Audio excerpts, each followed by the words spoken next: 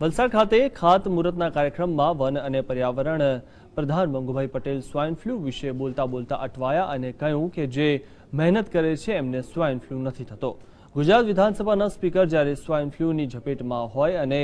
ગુજરાતભરમાં મોટી સંખ્યામાં લોકો સ્વાઇન ફ્લૂને લઈને મરી રહ્યા હોય છે ત્યારે વલસાડ ખાતે ખાતમુહૂર્ત કરવા માટે આવેલા ગુજરાતના વન અને પર્યાવરણ પ્રધાને કે જેઓ ખૂબ સિનિયર ધારાસભ્ય પણ છે તેઓએ અપેક્ષાથી વિપરીત રીતે નિવેદન કર્યું છે। જે લોકો વધારે મહેનત કરતા હોય છે એમને સ્વાઇન ફ્લૂ નથી થતો અને એટલે જ જુઓ કે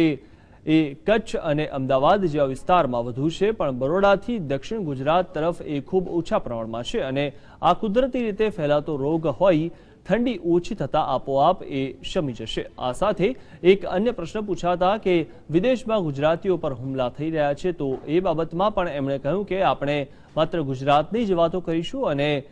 એને લઈને તેઓ શું કરશે એ તો દિલ્હી સરકાર નક્કી કરશે। આંકડા જો અને બીજા આંકડા જો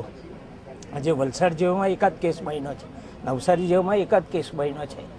એટલે વધારે મજબૂત મહેનત કરનારા છે તેમાં અસર નથી થતી પણ કેટલીક જગ્યાએ આ પકડી લે છે। પહેલે શરૂઆત આપણે કચ્છથી ત્યાં તેના લેવલના સરકારના લેવલે જ તેની ટ્રીટમેન્ટ થતી હશે